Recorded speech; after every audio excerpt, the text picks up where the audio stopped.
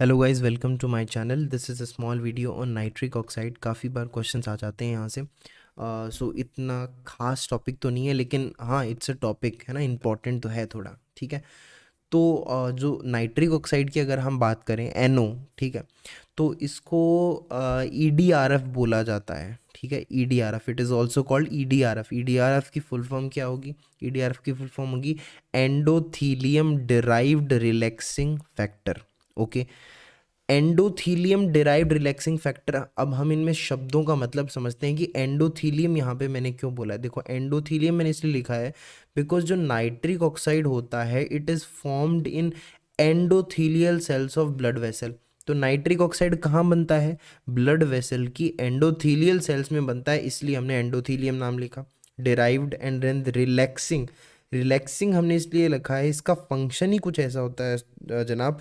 इसका फंक्शन होता है वैसो डायलेशन करना, वैसो डायलेटरी इसका इफेक्ट होता है, तो इसलिए इसको हम बोलते हैं endothelium derive relaxing factor, EDRF. Right now, कई बार आपसे ये पूछ लिया जाता है कि जो नाइट्रिक ऑक्साइड है ये कौन से अमाइनो एसिड से बनता है, तो डायरेक्टली आप आंसर करेंगे ये बनता है आर्जिनिन अमाइनो एसिड से। ठीक है। देन नेक्स्ट चीज़ कैसे बनता है, देखो आर्जिनिन से जब बन रहा होता है नाइट्रिक ऑक्साइड तो साथ में सिट्रुलिन भी बनता है, ये भी आप याद रखेंगे, साथ में सिट्रुलिन बनता है। ओके, और ड्यूरिंग दिस रिएक्शन ऑक्सीजन का एडिशन होता है। ठीक है। और जो एंजाइम यूज़ होता है, खास चीज़ तो ये होगी कि जो एंजाइम यूज़ होता है that is nitric oxide synthase, NOS इसको हम बोलते हैं शॉर्ट में। क्या? Nitric oxide synthase, NOS. ठीक है। ये एंजाइम बहुत बड़ा होता है, ठीक है, बहुत बड़ा एंजाइम होता है। इसलिए हम इसको बोल देते हैं ना, it is a multi enzyme complex. इसलिए हम बोल देते हैं कि एनओएस या फिर nitric oxide synthase is a multi enzyme complex, है ना। ये हर एक एंजाइम को कोएंजाइम की ज़रूरत होती है, लेकिन यहाँ पर कोएंजाइम 5 होते हैं। इसको 5 कोएंजाइम की ज़रूरत होती है। कितने? 5 coenzyme. It need 5 coenzyme. In 5 coenzymes के नाम याद रखना जरूरी है, FMN, FAD, NADPH, है ना, हीम, और THB। THB क्या होता है? ये तो सुने हुए आपके, THB टेट्रा हाइड्रोबायोप्टेरिन, टेट्रा हाइड्रोबायोप्टेरिन, THB। ठीक है। तो ये कुछ चीज़ हो गई।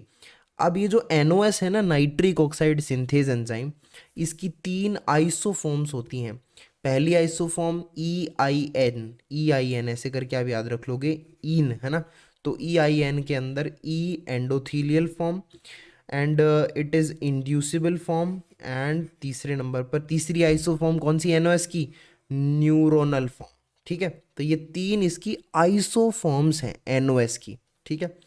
देन ये NOS काम कैसे करता है, मैकेनिज्म कैसे, मैकेनिज्म ऑफ एक्शन क्या है, जो नाइट्रिक ऑक्साइड है उसकी मैकेनिज्म ऑफ एक्शन क्या है एक्चुअली। तो नाइट्रिक ऑक्साइड जो है जनाब ये जो होता है, ये क्या करता है, एक्टिवेट करता है एक एंजाइम को जिसका नाम है गुएनाइल साइक्लेज।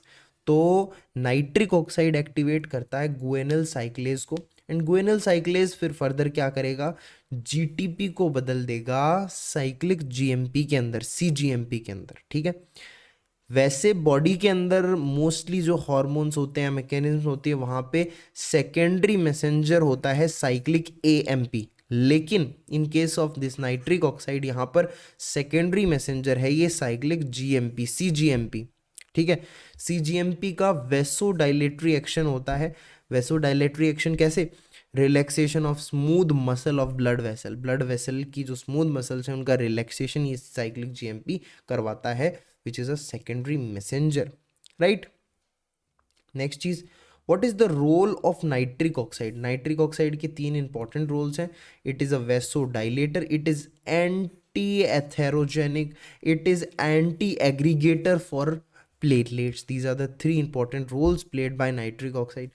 नाउ, मायोकार्डियल इन्फ्रेक्शन के अंदर जो ड्रग दिया जाता है, टैबलेट्स दी जाती हैं नाइट्रोग्लिसरीन की, है ना। तो nitroglycerin it also acts through, वो मेडिसिन भी किसके थ्रू एक्ट करती है? Through this nitric oxide vasodilatory mechanism. इसी मैकेनिज्म से वो एक्ट करती है, ब्लड वेसल्स का डायलेशन करती है। तो इसी के साथ नाइट्रिक ऑक्साइड जो हमारा टॉपिक है ये खत्म होता है। मिलते हैं नेक्स्ट वीडियो में with new topic. Till then take care, bye bye.